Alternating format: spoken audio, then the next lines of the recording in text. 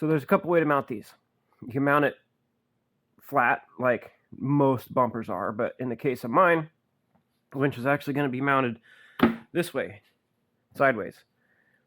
So the theory here is that the load from the rope and everything goes into the body and then it goes into the feet.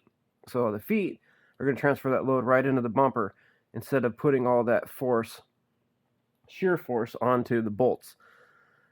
The bolts that it comes with are totally fine. You can mount it whichever way you want, whichever way you need to.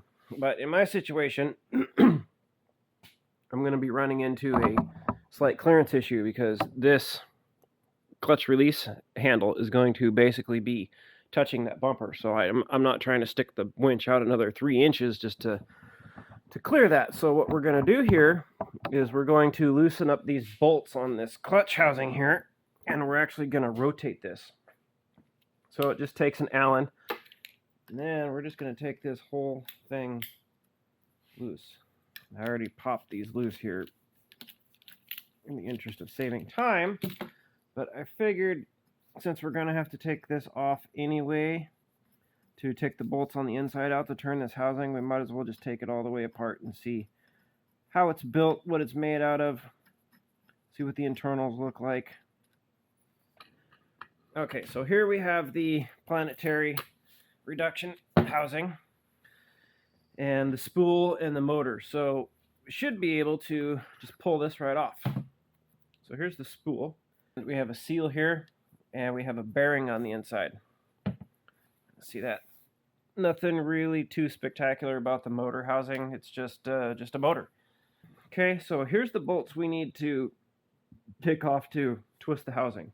So what we're going to do first is just going to set this down. I'm going to pull this guy off. Pull this guy off. Okay, take the cap off. Okay, so we have a support bearing here, and we have the annulus gear. And then we also have this little guy. That's a sun gear, in case you don't know anything about gears. This goes in here, and that rod from before, this comes through and drives this little gear. There's where all your power comes from. Now this turns that supports that. Then what happens is that this gear rotates these on the inside here, and since these are captured by this planet set, it then forces all of this stuff to spin, which in turn causes this one to spin, which then causes, there's a spacer there. Listen to, we got 3 planets gears, and that's what gives us that 265-to-1 reduction. So let's see what we got here. Let's take a closer look at these. Now this is just, this is nothing special. Every single automatic transmission on the planet uses this type of setup. You can see by the gears, the amount of teeth on it, that has to do with the reduction. So that's that. That is the heart of it. Okay, so this bushing here has a relief for this snap ring. So that's what that's for. Drop that back in there like that. Okay, so this is dropped back in there like nya. Okay, we don't need this anymore. This little guy goes in there, and that completes our planetary set. That's our gear reduction housing right there. And just like gears in a differential or front wheel bearings in an old like Dana 60 or something, as it gets hot, the grease liquefies and it'll flow around in there. I'm going to put these bolts back in, and we'll come back here in a second.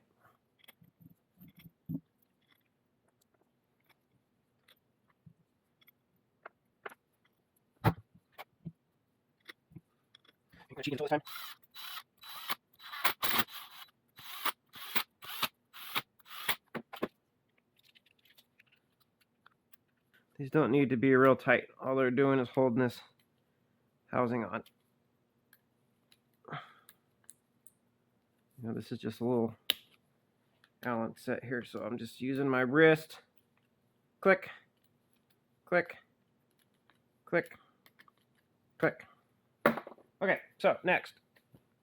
inside of the motor, the planetary housing. This are the bolts that hold all this clutch assembly together. So what we need to do is, the winch is going to be mounted forward like this. So we need to take these bolts out, rotate it, put the bolts back in. Okay, so I'm going to loosen these up by hand. I think we need to instruct you on how to remove bolts. If you don't have some sort of knowledge about how to remove bolts. If not, then let's just somebody who knows how to remove bolts.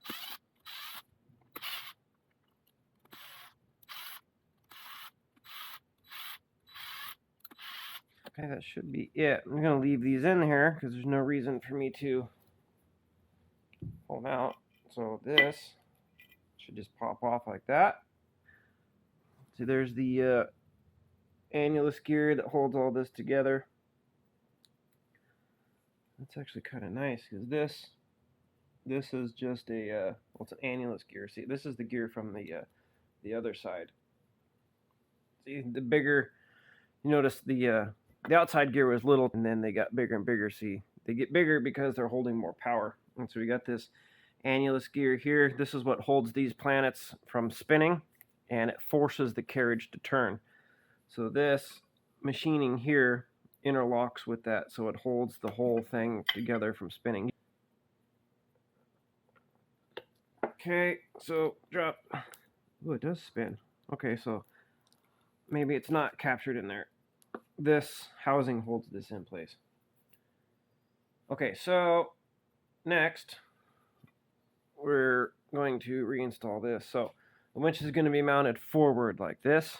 So that means we want the clutch housing to be up, right? So now the thing about this is that it's not going to be completely 90 degrees. I think it was 36 degrees?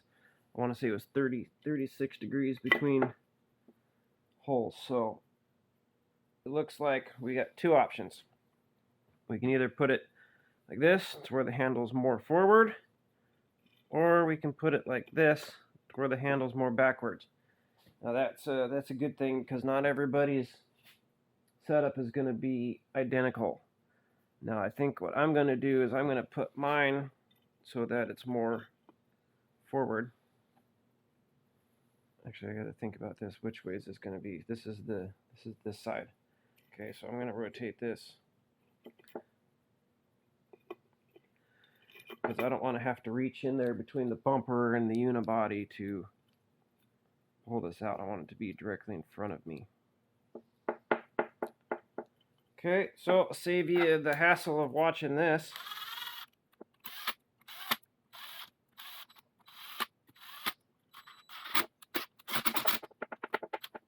Looks like my bit's had it.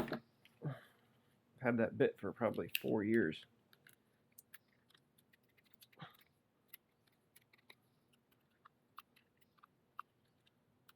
So I know there's going to be somebody out there that says, oh, well, my Warren's made out of all steel and not aluminum. Yeah, your Warren also weighs a gazillion pounds. This is very reasonable. This probably weighs 15 pounds. And it doesn't make a bit of difference. Right? All this is doing is holding the housing. So all of the weight of the pull, it's not here, it's right here. It's going to be on these two flanges because it's going to be averaged between the drum. Right? So all that weight is going to go here and on this bushing. Make sure to put the rod in. That's important. Make sure it spins. Okay. Because I want this to be held on like that. Okay, make sure that's all the way down. Okay, take our motor housing.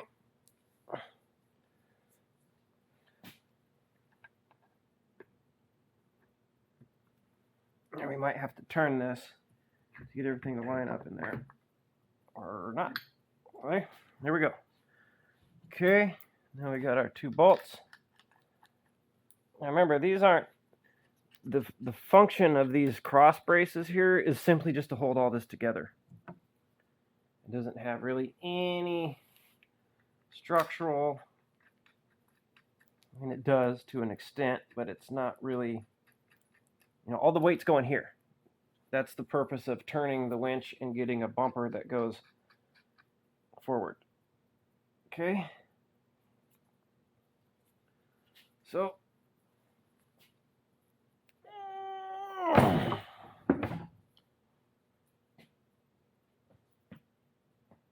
there we go. This bumper's actually going to be flipped around the other way, but I couldn't just find anything real quick to get that to stay there. So here's what I was talking about with the clocking mechanism. So we got this 33-degree angle here, so this can either be here or it's going to be here. You have two options, depending on whichever one works out for your application.